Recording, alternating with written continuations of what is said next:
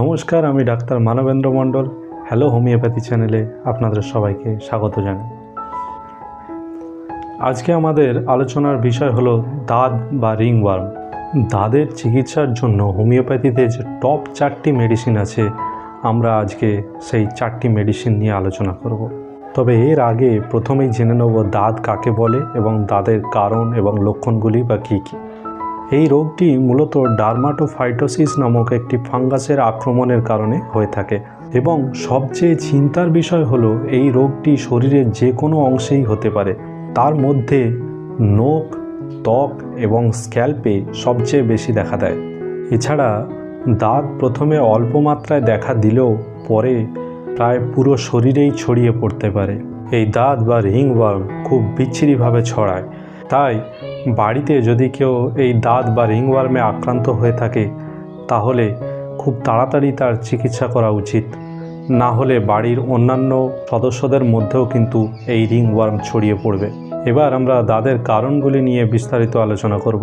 সাধারণত ভেজা এবং স্যাঁতস্যাঁতে জায়গায়, যেখানে আলো বা বাতাস পৌঁছাতে পারে না, এই সব জায়গায় ছত্রাকের সবচেয়ে প্রিয় জায়গা এবং শরীরের এই সব স্থানগুলিতেই কিন্তু ছত্রাকের আক্রমণ খুব বেশি পরিমাণে হয়ে থাকে, যেমন আন্ডারআর্ম, কোমর এবং গ্রয়েন এরিয়া।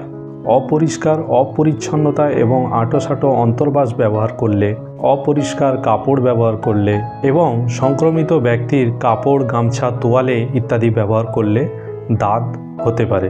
এছাড়াও বাড়ির কুকুর, বিড়াল বা গৃহপালিত যে অন্যান্য পশুগুলির মধ্যে যদি দাঁত হয়ে থাকে, তাদের সংস্পর্শে এলেও এই দাঁত হতে পারে। সাধারণত শিশু, কিশোর এবং বৃদ্ধদের এই রোগে বেশি আক্রান্ত হতে দেখা যায়। শরীরে রোগ প্রতিরোধ ক্ষমতা কম থাকলেও এই ফাঙ্গাস আক্রমণ করে এবং তার ফলে গোটা শরীরে দাঁত ছড়িয়ে পড়তে পারে, যেটা সারতেও অনেক সময় লেগে যায়। সাধারণত অপরিষ্কার, অপরিচ্ছন্ন শরীর, দীর্ঘ সময় ভেজা থাকে এমন শরীর এবং ত্বকে ক্ষত আছে এমন শরীরেই কিন্তু এই ছত্রাকগুলি তাদের স্পোর দ্বারা আক্রমণ করে থাকে। যারা বেশি ঘামেন ও যাদের রোগ প্রতিরোধ ক্ষমতা একদম কম, তাদেরই এই ছত্রাক বেশি আক্রমণ করে এবং ঘামের জন্য দায়ী যে ফাঙ্গাস, সেই ফাঙ্গাসকেও কিন্তু বৃদ্ধি করতে সাহায্য করে এই দাঁত বা রিংওয়ার্মের ছত্রাকগুলি। এবার আমরা আলোচনা করব দাঁতের লক্ষণ সম্পর্কে। দাঁতের লক্ষণ এবং উপসর্গগুলি জায়গা ভেদে ভিন্ন ভিন্ন হতে পারে। প্রাথমিক অবস্থায় ছোট ছোট ফুসকুড়ি এবং চুলকানি থাকতে দেখা যায়, কিন্তু এই অবস্থায় দাঁত শনাক্ত করা খুবই কঠিন হয়ে ওঠে। ছোট ছোট ফুসকুড়িগুলি থেকে আস্তে আস্তে লালচে ধরনের ফুসকুড়ি এবং গোলাকার স্থান তৈরি হতে থাকে। তারপর এই ফাঙ্গাসগুলি প্রায় সমানভাবে ছড়িয়ে পড়তে থাকে, যার কারণে একটি রিং বা আংটির শেপের মতো গোলাকার আকৃতি তৈরি হয়। আর এই গোলাকার আকৃতিটির মাঝখানে অনেক সময় কোনো উদ্বেদ থাকে না। আক্রান্ত স্থানে চুলকানি এবং জ্বালা অনুভূতি হতে থাকে। সঠিক সময় চিকিৎসা না করলে আক্রান্ত স্থান ক্রমশ বড় হতে থাকে এবং প্রায় পুরো শরীরে ছড়িয়ে পড়ার একটা সম্ভাবনা দেখা দেয়। মাথায় এই দাঁত বা রিংওয়ার্ম দেখা দিলে মাথার চুল পড়ে যেতে পারে। আরেকটি বিষয় নিয়ে আপনাদেরকে আমি সতর্ক করব যে এই দাঁতের জন্য কোনো স্টেরয়েড জাতীয় ক্রিম ব্যবহার করবেন না। এই দাঁত বা রিংওয়ার্মের র্যাশ দেখা দিলে অনেকে স্টেরয়েড জাতীয় ক্রিম বা মলম ব্যবহার করে থাকেন। এটি একেবারেই ঠিক নয়। এইসব ওষুধ দাঁতের লালচে ভাব এবং চুলকানি সামান্য প্রশমিত করতে সক্ষম হলেও দাঁত সৃষ্টিকারী জীবাণুকে মারতে পারে না। শুধু তাই নয়, এসব ক্রিম ত্বকের রোগ প্রতিরোধ ক্ষমতাকেও দুর্বল করে তোলে, ফলে দাঁত শরীরের অন্যান্য অংশে ছড়িয়ে পড়তে পারে। এমনকি এই ইনফেকশন শরীরের ভিতরে প্রবেশ করে গুরুতর নানান জটিল সমস্যা সৃষ্টি করতে পারে।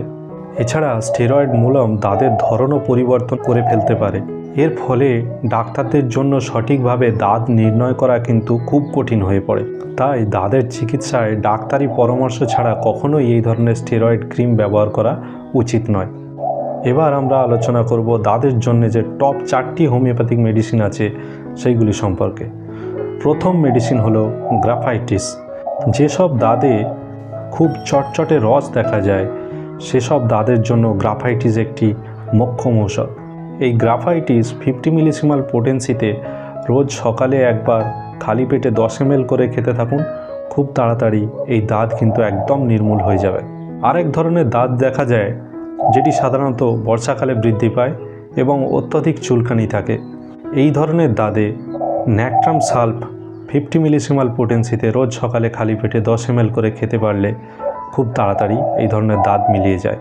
আরেক ধরনের দাঁত দেখা যায় যেটি সাধারণত গোটা শরীরে ছড়িয়ে পড়ে এবং দাঁতগুলি দেখতে লাল লাল প্রকৃতির হয়ে থাকে। বিশেষ করে যাদের বংশগত টিবি রোগ আছে তাদেরই কিন্তু এই ধরনের দাঁত বেশি দেখা যায়। তো এই ধরনের দাঁতের জন্যে ব্যাসিলিনাম 50 মিলিসিমাল পোটেন্সিতে রোজ সকালে খালি পেটে খেতে থাকলে এই ধরনের দাঁত সম্পূর্ণ নির্মূল হয়ে যাবে। আরেক ধরনের দাঁত দেখা যায় যেটি গ্রীষ্মকালে বৃদ্ধি পায় এবং এই দাঁতে অত্যধিক চুলকানি থাকে, কিন্তু এই দাঁতেতে কোনো রস দেখা যায় না। এই রকম দাঁতে এমন চুলকানি দেখা যায় রোগী চুলকে সেই জায়গাটা ছিঁড়ে ফেললেও তার কোনো স্যাটিসফ্যাকশান আসে না। এই ধরনের দাঁতের জন্য সালফার 50 মিলিসিমাল পোটেন্সিতে রোজ সকালবেলা খালি পেটে 1 চিপি করে খেতে থাকলে তাদের এই ধরনের দাঁত খুব তাড়াতাড়ি কমে যাবে এবং এই চুলকানিও প্রথম দিন থেকেই কমতে শুরু করবে। আজকের এই আলোচনা আমরা এখানেই শেষ করব। পরবর্তীকালে আবার একটি অন্য টপিক নিয়ে আপনাদের সামনে উপস্থিত হব। সবাই সুস্থ থাকবেন, ভালো থাকবেন, নিয়মিত শরীরচর্চা করবেন। নমস্কার।